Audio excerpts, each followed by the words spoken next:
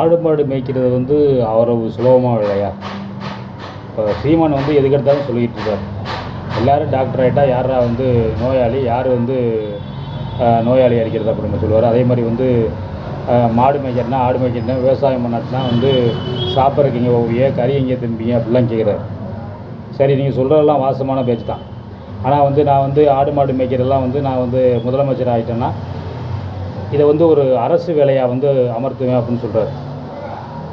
அப்போ வந்து படிப்பறிவு இல்லாமல் குறைந்த கல்வித்தெளிவோடு இருந்த படிப்பறிவு இல்லாதவங்க வந்து தன்னுடைய பிள்ளைகளுக்காக வந்து அந்த வேலையை பார்த்து எனக்கு தெரிஞ்ச அந்த இது மட்டும் பார்த்து தொழிலை மட்டும் பார்த்து அவங்கள படிக்க வச்சு கொஞ்சம் வளர்த்து இந்த இது வேலை வேணாம், உன்னை வந்து நீ இதில் வந்து இருக்க வேண்டாம், நீ வந்து நல்ல வேலைக்கு போ, அரசு வேலைக்கு போ, இல்லை ஆஃபீஸராக போ, வேறு வேலையே போ அப்படின்ற மாதிரி தான் வந்து அவங்க கஷ்டப்பட்டு படிக்க வச்சாங்க. அந்த வேலையெல்லாம் பார்த்து ஆடு மாடு மேய்க்கிறதெல்லாம் பார்த்துட்டு விவசாய வேலையெல்லாம் பார்த்துக்கிட்டு.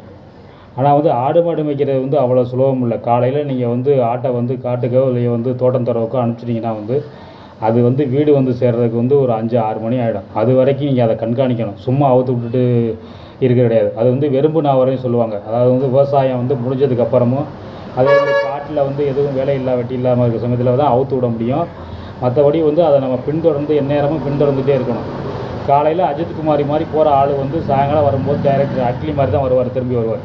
அவ்வளோ டயர்டாக இருக்கும். ஒரு நாளைக்கு வந்து ஒரு ஆடு வந்து மேய்ச்சி அதை பற்றிட்டு ஆடு மாடை மேய்ச்சிட்டு வரணும்னா வந்து 30 கிலோமீட்டருக்கு மேலே நடக்கணும். நீங்கள் வந்து இப்போ காலையில் தண்ணி ஒரு பாட்டிலையோ அதுலேயோ எடுத்துகிட்டு போனீங்கன்னா நீங்கள் பாதி தூரம் போகிறதுக்குள்ளேயே வந்து அந்த தண்ணி குடிச்சு காலி பண்ணிடுவீங்க. அப்புறம் வந்து நீங்கள் குடிக்கிறதுக்கு நீர்நிலையை தேடணும்.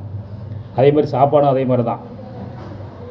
நீங்கள் வந்து மனுஷன் மாதிரி வந்து கால் வயிறு நிரப்புனா பத்தாது. அது உடம்பு முழுக்க 75% வயிறு தான் இருக்கிறது ஆடு மாடுகளுக்கு வந்து. நீங்கள் வந்து அதை முழுசாக திருப்திப்படுத்தினா தான் அது வீட்டில் வந்து ஒழுங்காக அடைஞ்சு அது வந்து நிம்மதியாக தூங்கும், ரெஸ்ட் எடுக்கும். இல்லைன்னு வச்சுக்கோங்க, உங்களை கதற விட்டுட்டு பயங்கர கதறாக்காரங்க, அப்புறம் உங்கள் தூக்கம் போயிடும். ஆடு மாடு வைக்கிறதுனா சாதாரண விஷயம் கிடையாது. இதைத்தான் வந்து மறுபடியும் நீங்கள் செய்யுங்கன்னு சொல்லிக்கிட்டு இருக்கீங்க. நீங்கள் ஒரு நாள் மட்டும் வந்து இருந்து ஒரு நாளைக்கு ஆடு மாடு மேய்ச்சிட்டு நீங்கள் வந்து கொட்டடியில் அடைச்சி பாருங்கள். அப்போ தெரியும் அதோடய வலியும் வேதனையும். இதை வந்து சாதாரணமாக என்னமோ கம்ப்யூட்டர் கீழே உட்காந்துக்கிட்டு அப்படி சுவிட்சை போட்டு தட்டிட்டு ஏசி ரூமில் இருக்கிற மாதிரி நினச்சிக்கிட்டு இருக்காரு சீமான்.